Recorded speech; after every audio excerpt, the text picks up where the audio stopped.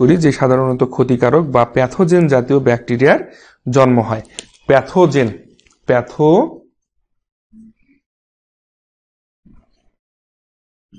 Pathogen নামক একটি ব্যাকটেরিয়ার জন্ম হয়। এই ব্যাকটেরিয়াটা হচ্ছে আমাদের কি ক্ষতিকারক ব্যাকটেরিয়া। এই ব্যাকটেরিয়াটা ক্ষতিকারক। এই ব্যাকটেরিয়াটা ক্ষতিকারক। এটা হচ্ছে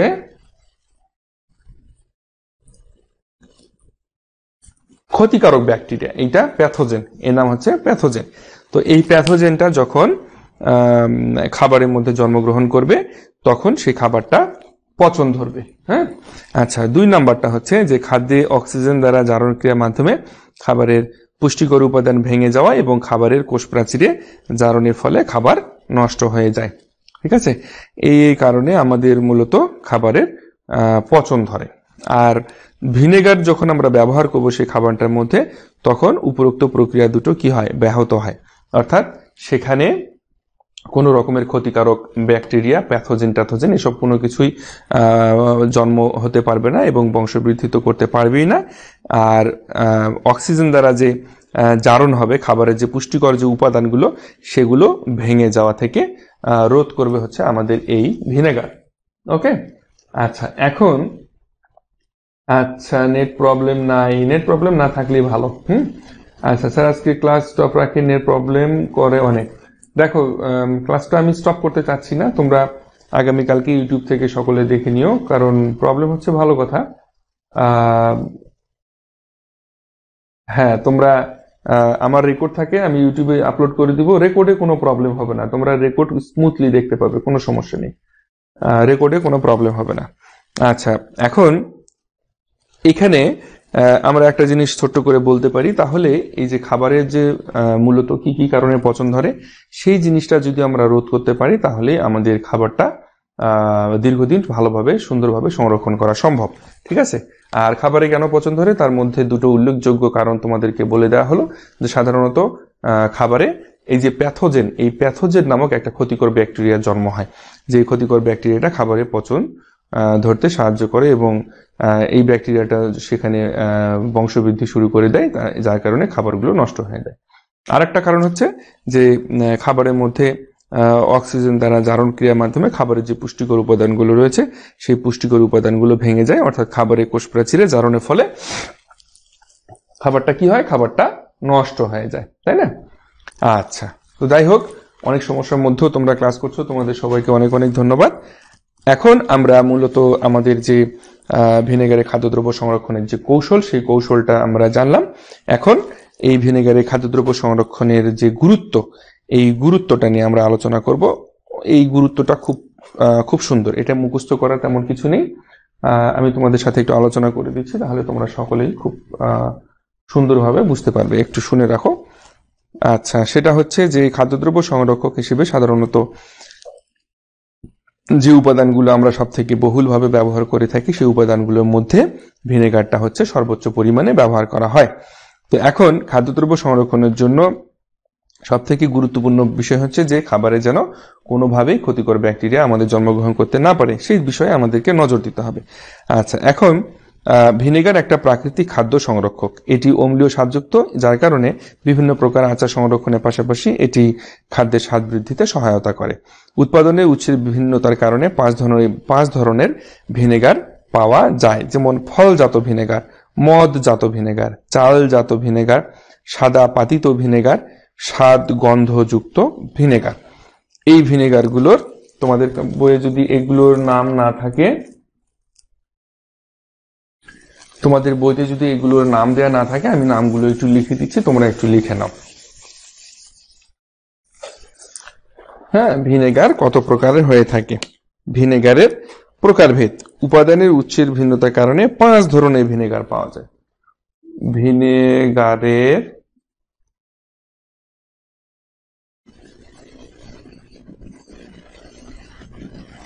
ভিনেগারের প্রকারভেদ। 1 নম্বরটা হচ্ছে ফলজাত ভিনেগার।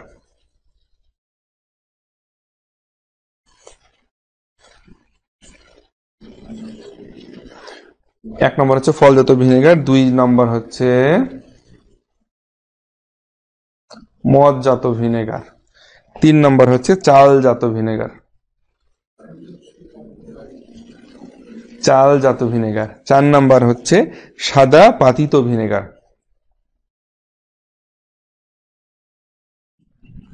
সাদা পাতিত ভিনেগার। এবং 5 নম্বর হচ্ছে স্বাদ গন্ধযুক্ত ভিনেগার।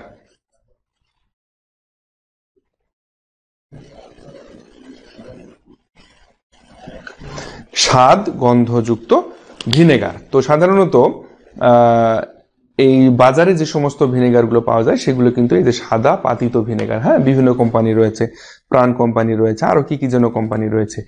আর এই যে ফলজাত ভিনেগার, এই ফলজাত ভিনেগারটা এটা বিভিন্ন রকমের, এটাকে বলা হয় মূলত সিডার ভিনেগার। হ্যাঁ, সিডার ভিনেগার। এই ফলজাত ভিনেগারটাকে মূলত সিডার ভিনেগার বলা হয়। আর এই মদজাত ভিনেগারটাকে বলা হয় মূলত চোলাই ভিনেগার। ঠিক আছে।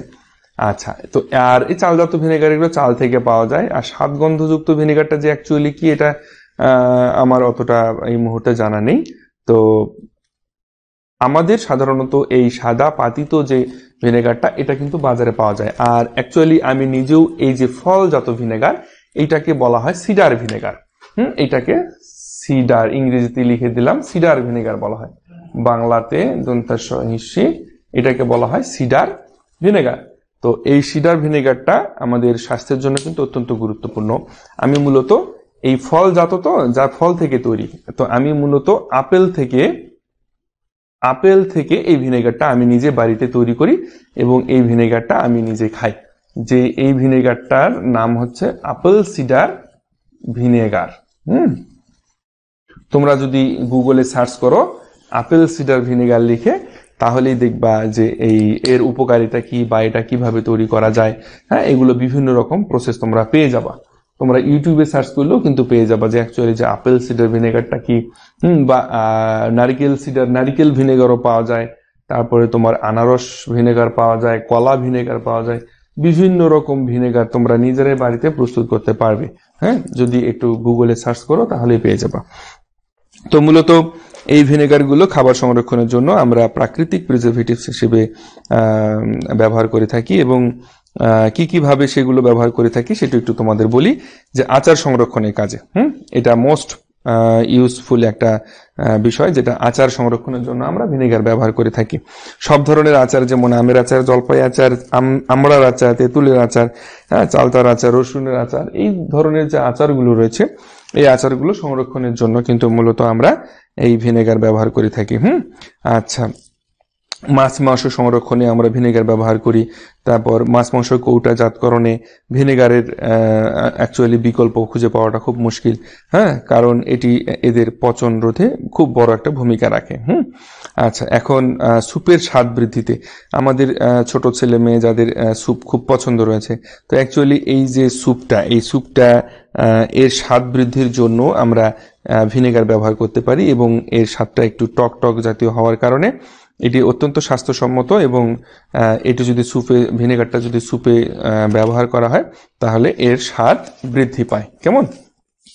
আচ্ছা, এরপরে আমরা সালাদ তৈরিতেও ভিনেগারটা ব্যবহার করতে পারি। সাধারণত আমাদের প্রতিদিনের খাবারের তালিকায় আমরা টুকটাক কিন্তু বিভিন্ন রকমের সালাদ, শসা সালাদ হতে পারে, গাজরের হতে পারে, ক্যাপসিকাম দিয়ে তৈরি হতে পারে, লেটুস পাতা দিয়ে হতে পারে। তো অ্যাকচুয়ালি এই যে বিভিন্ন রকমের যে সালাদগুলো রয়েছে, এই সালাদগুলোতে যদি আমরা ভিনেগার ব্যবহার করি তাহলে এর স্বাদটা অত্যন্ত বৃদ্ধি পায়। আর ভিনেগারের আরেকটা নাম রয়েছে, যেটার নাম হচ্ছে সিরকা। এই সিরকা তোমরা সাধারণত অনেক অনেক অনেক দোকানে ভিনেগার নামে অনেকে নাও চিনতে পারে, সেখানে সিরকা বললে সে চিনে যাবে। হ্যাঁ, এটার বাণিজ্যিক নাম হচ্ছে সিরকা। তো এখন রোগ প্রতিরোধেও আমরা ভিনেগার ব্যবহার করতে পারি। সাধারণত শারীরিক বহুমাত্রিক রোগ প্রতিরোধে খাবারের সাথে ভিনেগার মেশানো হয়ে থাকে। এটি মুখের রুচি ফিরিয়ে আনে, রক্ত সরবরাহ প্রক্রিয়া ত্বরান্বিত করে, হজম শক্তি বাড়িয়ে দেয়, রক্তের অতিরিক্ত চর্বি অপসারণে এবং শরীরে সৃষ্ট তরল অপদ্রব্য বা টক্সিক যে এলিমেন্টগুলো রয়েছে আমাদের শরীরে, সেগুলো নিঃসরণের জন্য এই ভিনেগারটা ব্যবহার করা হয়। এই যে মূলত এই যে সিডার ভিনেগার যেটা আমরা খাই, অর্থাৎ এটি এই ফল থেকে তৈরি যে ভিনেগার, এই ভিনেগারটা যদি তোমরা নিয়মিত নিয়ম মাফিক খাও তাহলে এটা আমাদের শরীরে বিভিন্ন রকমের উপকার করে থাকে। ঠিক আছে, এইটা মোটামুটি অ্যাডাল্ট বয়সের 18 থেকে শুরু করে পরবর্তী যে কোনো বয়সের লোকই এই ভিনেগারটা খেতে পারে। তবে অবশ্যই সেটা খাবার কিন্তু নিয়ম রয়েছে, ইচ্ছে মতো এই ভিনেগারটা খাওয়া যাবে না। এটা তোমরা চাইলে নিজেরাও বাড়িতে তৈরি করতে পারবে, ভেরি সিম্পল প্রসেস, একেবারে সিম্পল প্রসেস। তোমরা ইউটিউবে যদি সার্চ করো বা গুগলে সার্চ করো, তাহলেও তোমরা জানতে পারবে এই আপেল সিডার ভিনেগারটা কিভাবে তৈরি করা যায়। ওকে, আচ্ছা, অর্থাৎ এই আপেল সিডার ভিনেগার বা অন্যান্য ফল থেকে তৈরি যে ভিনেগারগুলো রয়েছে, এগুলো আমাদের রোগ প্রতিরোধ ক্ষমতা বৃদ্ধি করতে সহায়তা করে এবং বিভিন্ন রকমের শারীরিক অসুবিধাগুলো দূর করতে সহায়তা করে। আচ্ছা, এরপরে আরো ব্যবহার রয়েছে ভিনেগারের, সেটি কি কি? সেটি হচ্ছে শাকসবজি সংরক্ষণের কাজেও আমরা ভিনেগারটা ব্যবহার করতে পারি। ওকে, তারপরে বিভিন্ন রকমের ক্ষতিকর ব্যাকটেরিয়া যাতে খাবারে জন্মগ্রহণ করতে না পারে তার জন্য ভিনেগার ব্যবহার করতে পারি, এবং খাবারের যে বিষাক্ততা রয়েছে সেই বিষাক্ততা নষ্ট করার কাজেও আমরা ভিনেগার ব্যবহার করতে পারি। তারপর ভিনেগার আমাদের শরীরে যে পেশি রয়েছে সেই পেশিগুলোকে কি করে? মসৃণ করে। আমাদের শরীরে যে পেশি রয়েছে সেই পেশিগুলোকে মসৃণ করে হচ্ছে ভিনেগার। তাহলে কিভাবে করে সেটা? ভিনেগার সাধারণত ল্যাকটিক অ্যাসিড, আমাদের শরীরে ল্যাকটিক অ্যাসিডের পরিমাণটা কমিয়ে দেয়, কমিয়ে দিয়ে পেশিকে মসৃণ রাখে। ঠিক আছে, আর এছাড়া ক্যান্সার বা অস্বাভাবিক কোষ বিভাজন নিয়ন্ত্রণ করে হচ্ছে আমাদের এই ভিনেগার। তবে সব থেকে ভালো হচ্ছে এই অ্যাপেল সিডার ভিনেগার যদি তোমরা নিয়ম করে প্রতিদিন খেতে পারো, এটা আমাদের শরীরে বিভিন্ন, তোমরা শুধু একটু গুগলে সার্চ করবে যে অ্যাপেল সিডার ভিনেগারের উপকারিতা, এইটা লিখে সার্চ করে দেখো যে কত কত উপকার রয়েছে, কত উপকার রয়েছে এই ভিনেগারে। তারপরে আরেকটা জিনিস আমাদের অত্যন্ত গুরুত্বপূর্ণ, সেটা হচ্ছে যে জীবাণুনাশক হিসেবেও এই ভিনেগারটা কিছু কিছু ক্ষেত্রে কাজ করে। যেমন মানবদেহে বটুলিনাম টক্সিন রোটক্স উৎপন্ন করে, যা ভীষণ বিষাক্ত। এই ভিনেগার শুধু বটুলিনাম নয়, এটা থালমোনেলা, লিস্টেরিয়া এবং স্টাফাইলোকক্কাসের বিরুদ্ধে জীবাণুনাশক হিসেবে কাজ করে। অ্যাকচুয়ালি এই ধরনের যে ব্যাকটেরিয়াগুলো রয়েছে, এই ব্যাকটেরিয়াগুলোর বিরুদ্ধে জীবাণুনাশক হিসেবে কাজ করে কি? এই ভিনেগার। ঠিক আছে, তো মোটামুটি আমরা অত্যন্ত গুরুত্বপূর্ণ কিছু টপিকস শেষ করলাম, এবং আজকের ক্লাসটা মোটামুটি আমাদের এ পর্যন্তই। এবং আমি অত্যন্ত খুশি এবং অত্যন্ত আনন্দিত যে সফলতার সাথে আমি তোমাদের উচ্চ মাধ্যমিক রসায়নের প্রথম পত্রটা শেষ করে ফেলেছি। তো আগামীকালকে এই অধ্যায়ের একটি সৃজনশীল উদ্দীপক নিয়ে তোমাদের সাথে আলোচনা হবে। আর নেক্সট ডে থেকে, অর্থাৎ 15 তারিখ থেকে আমাদের যে অ্যাডভান্স ক্লাস, সেই অ্যাডভান্স ক্লাস শুরু হবে। তোমরা যারা এই অ্যাডভান্স ক্লাসে জয়েন্ট হতে চাও করতে পারো। তবে যেটি বলছিলাম যে সকলের জন্য আমি উন্মুক্ত করে দেবো অ্যাডভান্স ক্লাস 7 দিন, সকলের জন্য উন্মুক্ত থাকবে 7 দিন। এই 7 দিনে তোমরা বুঝে নেবে যে অ্যাকচুয়ালি অ্যাডভান্স ক্লাসটা কেমন হবে না হবে। এবং তোমরা হয়তোবা সেটা অনেকেই জানো যে অ্যাডভান্স কোর্সের প্রত্যেকটা ক্লাস হবে আমাদের জুমে, আর প্রত্যেকটা ক্লাস হবে জুমে, আর সেটা 15 তারিখ থেকে শুরু হতে যাচ্ছে, আর 2 দিন পর, আজকে 12 তারিখ, 13, 14, 15 তারিখ থেকে। আর আমাদের মোটামুটি প্রথম পত্রটাও, উচ্চ মাধ্যমিক রসায়ন প্রথম পত্রটাও আমরা শেষ করে ফেললাম আজকে, এবং আগামীকালকে আমরা আমাদের এই অধ্যায়ের একটা উদ্দীপক নিয়ে আলোচনা করব। এবং সেই আগামীকালকে পরের দিন 14 তারিখ দিনটা অফ থাকবে ক্লাস, এবং 15 তারিখ থেকে আমাদের কেমিস্ট্রির সেকেন্ড পার্টটা আমরা শুরু করে দেব। অর্থাৎ সেকেন্ড পার্টটা আমরা আমাদের ইয়ের মধ্যে রান করে দেব, তোমার হচ্ছে অ্যাডভান্স কোর্সের সাথে আমাদের সেকেন্ড পার্টটাও রান হয়ে যাবে। ঠিক আছে, তো তোমাদের জন্য এটা সুযোগ আমি রেখেছি, যে কথাটা বললাম যে তোমরা চাইলে এই 7 দিন তোমরা ফ্রি অ্যাডভান্স কোর্সের যে ক্লাসগুলো রয়েছে এগুলো করতে পারো। তারপরেও তোমরা ডিসিশন নিতে পারো যে অ্যাকচুয়ালি অ্যাডভান্স কোর্সে তোমরা জয়েন হবে কি হবে না, এটা সম্পূর্ণরূপে তোমাদের ব্যাপার। তবে আমি তোমাদেরকে পরামর্শ দেব যে তোমরা অ্যাডভান্স কোর্সে জয়েন্ট হলে তোমাদের জন্য অনেক অনেক সুবিধা হবে এবং তোমরা অনেক কিছু শিখতে পারবে। তোমরা একটা জিনিস লক্ষ্য করে দেখো, একটা বেসিক কমন সেন্স থেকে একটা জিনিস ভেবে দেখো, আমি তোমাদেরকে 1 থেকে যে বেসিক ক্লাসগুলো করাচ্ছি ফ্রি, তো তোমাদেরকে তাহলে অ্যাডভান্স কোর্সে আমি আরো কতটা ভালো তোমাদেরকে শেখাতে পারবো, হ্যাঁ, বা তোমরা আরো এখান থেকে কত ভালো শিখতে পারবে। আচ্ছা, যার যেটা সাকিবুল্লাহ কি বলতে চাও বলে ফেলো। বলে ফেলো, বলে ফেলো, কোনো অসুবিধা নেই। যার যা বলার আছে বলে ফেলো। আজকের ক্লাস মোটামুটি শেষ হয়ে গেছে। এখন তোমাদের যার যেটা বলার আছে বলে ফেলো, অসুবিধা নেই। এখানে যদি বলতে কারো কোনো প্রবলেম থাকে, আমি তোমাদেরকে আমার ফোন নাম্বারটা দিয়ে দিচ্ছি। এই ফোন নাম্বারে ডিরেক্ট আমার সঙ্গেও কথা বলতে পারো। আমি তোমাদেরকে আমার ফোন নাম্বারটা দিয়ে দিলাম, এখান থেকে ডিরেক্ট। ও সরি সরি, ভুল হয়ে গেছে।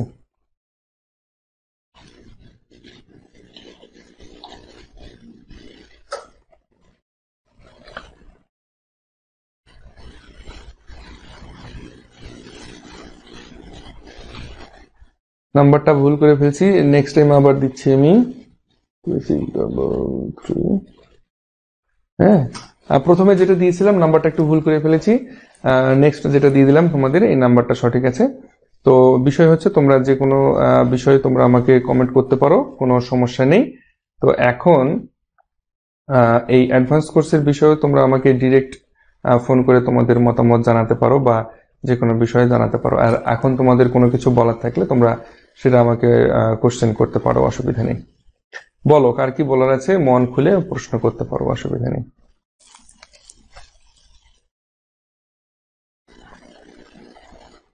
বলে ফেলো, কার কি বলার আছে বলে ফেলো, অসুবিধা নেই।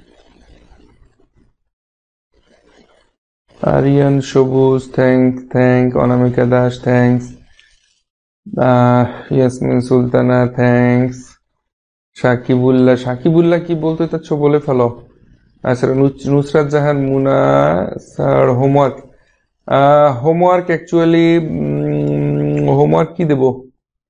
হোমওয়ার্ক দেওয়ার মতো তেমন কিছু নেই, হ্যাঁ মুনা, নুসরাত, হোমওয়ার্ক দেওয়ার মতো তেমন কিছু নেই। তোমরা একটু পড়ে নিও, ঠিক আছে, তোমরা একটু পড়ে নিও। আর এখানে খুব জটিলতা বা খুব যে জটিল কোনো টার্মস আছে তা কিন্তু না। পড়ে নিও, তোমরা একটু নিজেরা পড়ে নিও। আচ্ছা, সোহেল রানা, থ্যাংক ইউ। এই কে যেন কি বলতে চাইলা, সাকিব কি যেন বলতে চাইলা, সাকিব বলে ফেলো, কি বলতে চাইলা বলে ফেলো, অসুবিধা নেই। আচ্ছা, Subarna, thank you so much. আমরা 15 তারিখ থেকে আমাদের অ্যাডভান্স কোর্সের ক্লাস শুরু করব, এবং 15 তারিখ থেকে আমাদের সেকেন্ড পার্টটা শুরু করব। ওকে, ফার্স্ট পার্ট আমাদের শেষ, আমরা সেকেন্ড পার্ট নিয়ে আলোচনা শুরু করব 15 তারিখ থেকে। আগামীকালকে 13 তারিখ, আগামীকালকে আমাদের একটা সৃজনশীল উদ্দীপক নিয়ে আমরা আলোচনা করব, এবং 14 তারিখটা আমাদের একদিন ব্রেক থাকবে, একদিন রেস্ট থাকবো, রেস্টে থাকবো আমরা। আর 15 তারিখ থেকে আমাদের advance class plus second part, এই ক্লাসগুলো শুরু হয়ে যাবে। তোমাদের কারো কিছু বলার থাকলে বলতে পারো। আর তোমাদের জন্য একটা সুযোগ, আবারও বলছি, আবারও রিপিট করছি, যে তোমাদের জন্য একটা সুযোগ দিয়ে রেখেছি। যারা অ্যাডভান্স কোর্সে আসতে চাও, তারা অ্যাডভান্স কোর্সের ক্লাস 1 সপ্তাহ ফ্রি করতে পারবে, অসুবিধা নেই। এক সপ্তাহ ক্লাস করেও তোমরা তোমাদের আহ, চাহিদা মোতাবেক তোমরা ক্লাস হচ্ছে কি হচ্ছে না এগুলো যাচাই করে তোমরা অ্যাডভান্স কোর্সে জয়েন্ট হতে পারবে, অসুবিধা নেই। আর তোমরা আরো কিছু যদি বলতে চাও, জানতে চাও, আমার কাছে আমার ফোন নাম্বার দিয়েছি, নিশ্চিন্তে, নির্দ্বিধায়, বিনা সংকোচে, উইদাউট এনি হেজিটেশন তোমরা আমাকে ফোন করবে যে কোনো বিষয়ে জানার জন্য। আচ্ছা, এই সাকিব যেন কিছু বলতে চাইলা, সাকিব কোথায়? সাকিব কিছু বলতে চাইলা কই? সাকিব আর কিছু বলছো না কেন? কারো কিছু বলার থাকলে বলে ফেলো, না হলে লাইভটা শেষ করে দিই।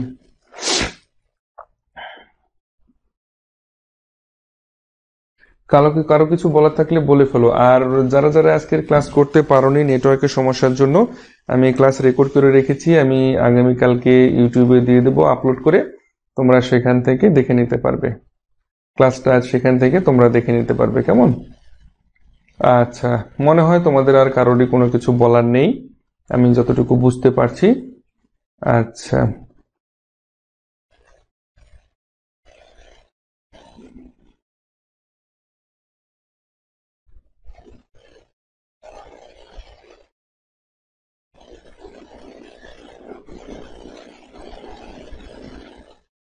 তোমাদের মনে হয় আর কারোর কিছু বলার নেই?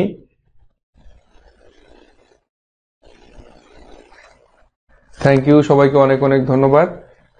আমরা আগামীকালকের ক্লাসে সবাইকে আবার সুস্থভাবে দেখতে চাই। ধন্যবাদ সবাইকে, ভালো থাকো, সুস্থ থাকো। আজকে এ পর্যন্ত।